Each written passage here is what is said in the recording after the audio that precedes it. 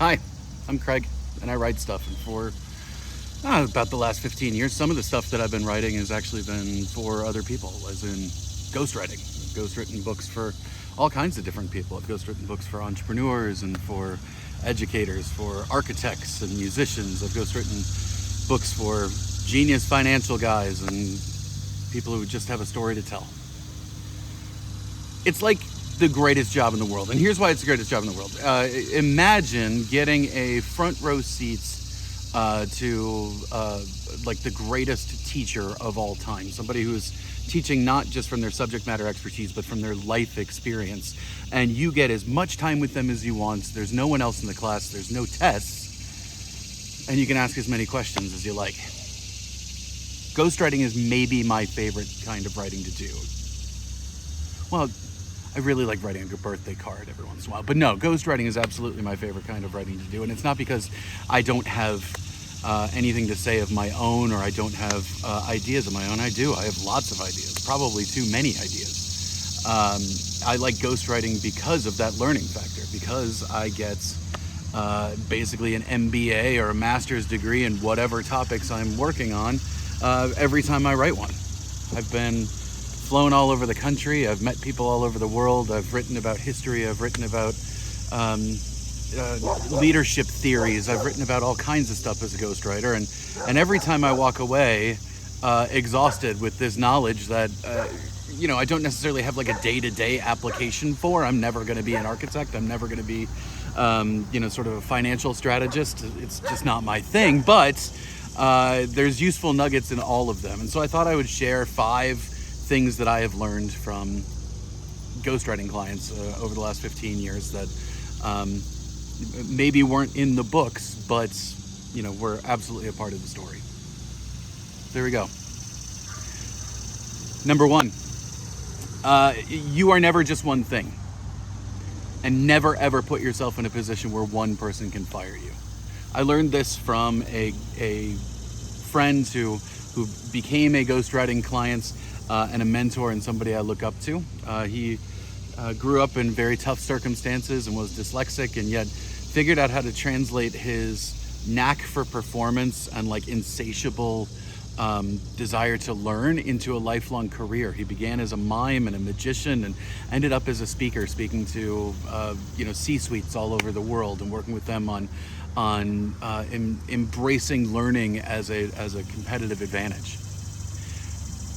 He caught me at a time where I was frustrated with my life. I wasn't making a whole lot of money. My wife and I were young parents. We were trying our best to hold it together, and it didn't seem like anything was going our way. And he put his faith in me to not only write his book, but like to help me get out of a situation where I could have been stuck for the rest of my life. He became a mentor, and what I learned from him was, if you have an insatiable desire to learn and to help, you're never stuck just doing one thing. You can always create opportunities. And if you're never stuck doing just one thing, never, ever, ever put yourself in a position where one person's bad day or one company's underperformance can get you fired. Always have side gigs, and not to exhaust yourself, but keep yourself occupied, keep yourself valuable. Believe it or not, you learn by having side gigs. You learn new ways of working that you can bring back to your main job. And it'll help protect you. It's come in handy over the years. I lost my job a couple of years ago unexpectedly and was kind of trapped, but I had learned how to hustle a little bit from this mentor of mine, and I had also built a skill that was marketable. Ghostwriting paid, for our house when my job was gone. So that's number 1. You're never just one thing, and never put yourself in a position where one person can fire you.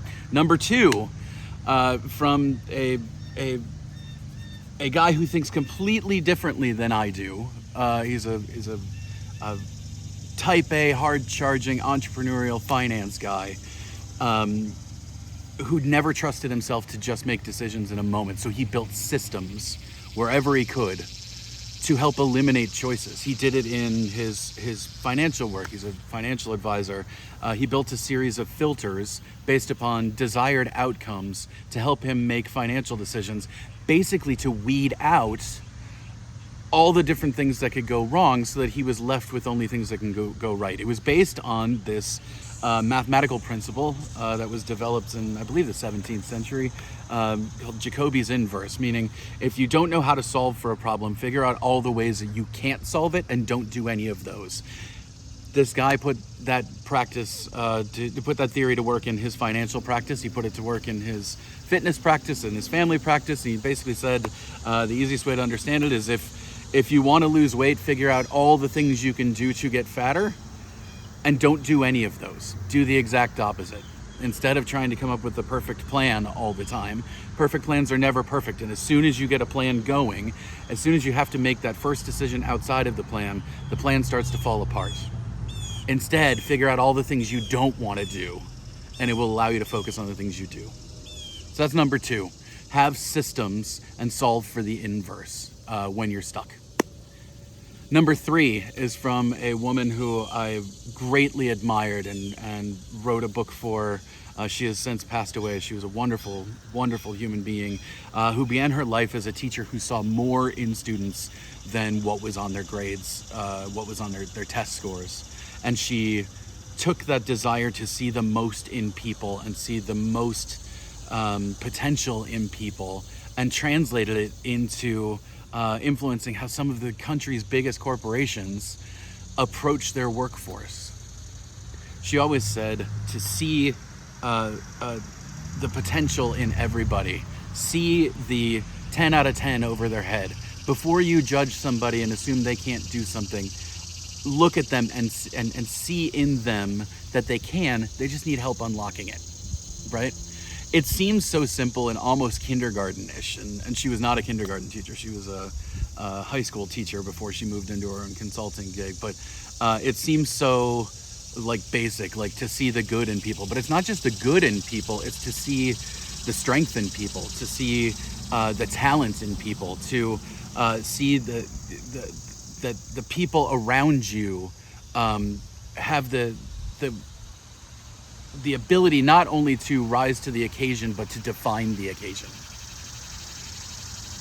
It's an incredible thing when somebody looks at you and believes in you in a way that you don't believe in yourself, right? It's an incredible thing to look at somebody and believe in them and help them unlock that belief in themselves. And it's so applicable to the real world. It's applicable to being a leader in your job, in your work, and being a member of the community in your church or your family or your neighborhood, to look around and say, that person has a lot more to give than what I'm giving them credit for. How can I give them credit, right? So much of what we see in media and politics and social media today is about undercutting the other. It's about looking at somebody, seeing their difference and assuming that makes them worthless.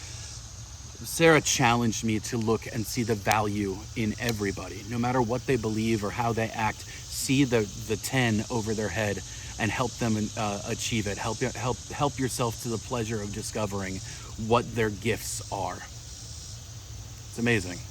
See the potential in people. Number 3.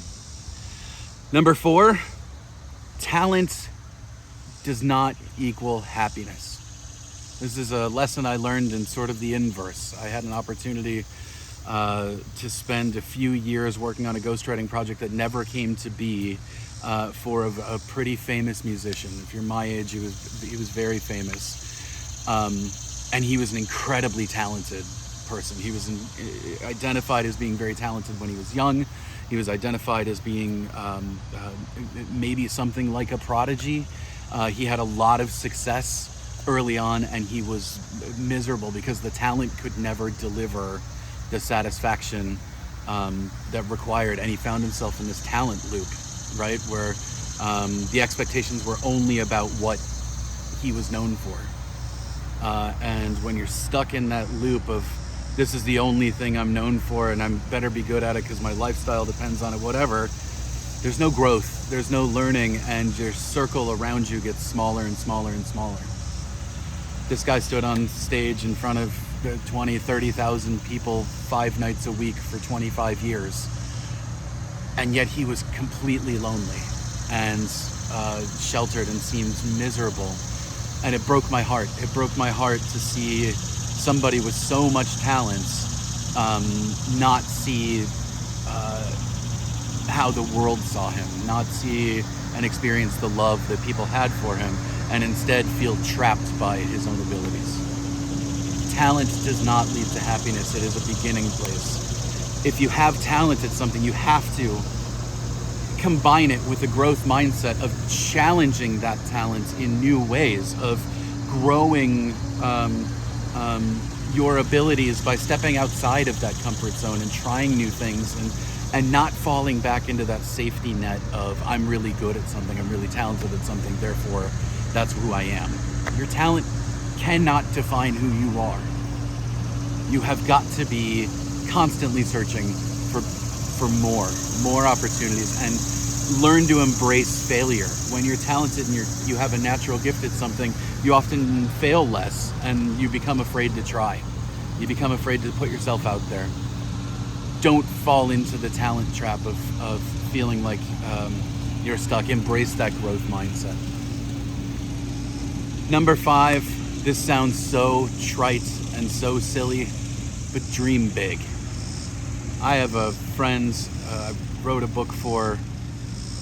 I will talk about him more over additional episodes of Craig Wright stuff, but this guy was born in the worst of the worst circumstances, and the first line of his book is, "Why can't we be the next Rockefellers?" James, and I'll use his first name, is a guy who most people on the outside would see as being completely self-made, and he understands that, but he knows it's not true. He puts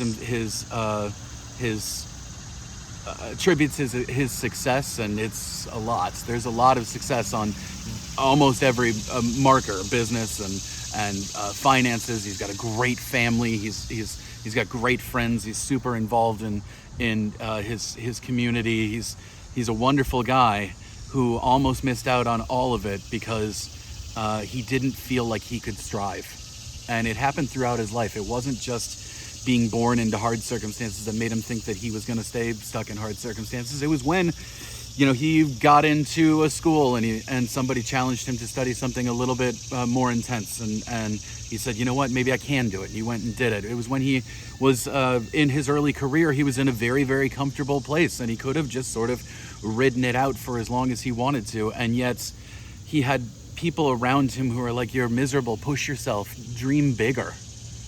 And he just kept going and kept going. And every time he started to plateau or even sort of fall, there would be somebody there who reminded him that forward is the only direction. Forward and upward is the only way to look. Don't look back. Don't look around. Forward and up, and just keep going.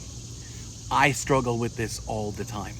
I struggle with stasis. I struggle with, well, I'm comfortable. I should be grateful for what I have. And yes, I am very grateful for what I have, but life is meant to be lived, and living means more, right?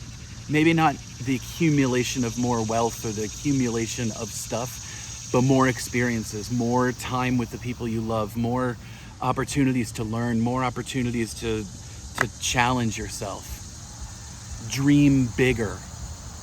Like, I got to spend 18 months listening to this guy's incredible story, but more than anything, to listen to how he sees the world around him. He shares a story in his book, and I'll get his permission, maybe we'll do an interview with him at another time, about having a massive success, like a life-changing success. He sold a company that he had built, and his personal take was a hell of a lot more money than I will ever see in 5 lifetimes. And he celebrated for an hour and then was back to work at 7 o'clock the next day, because it was never about the money. It was never about the fame or the accolades. It was about challenging himself to, okay, what's next? Dream harder, dream bigger, dream more. I think sometimes we take that as a cliche, and it's very easy to have a jaundiced view of that, sort of tarnished American dream, right? That we think, oh no, everything is manipulated against us. But when you meet people who have actually lived that life, who have actually broken through their own barriers with the help of others, who have actually gone, well, why can't I at 60 years old learn Mandarin? Just to continue to pursue myself, improve myself. you start to see, like, it's not only possible, it's the only way we should be living.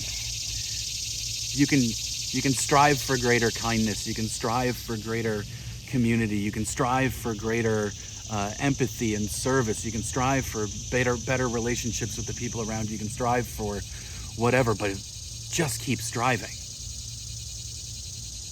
They're all kind of related. These 5 things that really blew my mind. So never be just one thing, and never put yourself in a position where one person can fire you. To build systems to help limit the decisions you have to make so that you can focus on the most important ones. To see the talent and opportunity in other people. To not get trapped in your own talent loop, and to strive for more. All of it's related. It's all part of the same thing. And I've gotten to learn it over the course of 15 years from people who lived it. Are they perfect people? No, none of them. But they're mentors. And part of being a ghostwriter isn't just putting other people's words together on a page. It's adopting them as people you can learn from. And it's the greatest gift in the world, and that's why ghostwriting is my favorite thing. So anyway, I'll be sharing more about things that I've learned as a writer, things I've learned about how to write. I've spent 30 years putting words together for other people to read it, and it feels like it's about time to start sharing it, but I wanted to share with those 5 lessons that I learned as a ghostwriter. And I hope that they're the first of 50 that I get to learn. It's a blessed life. Start writing, keep writing. If you get stuck, ping me, and as always, don't be a jerk. Thanks.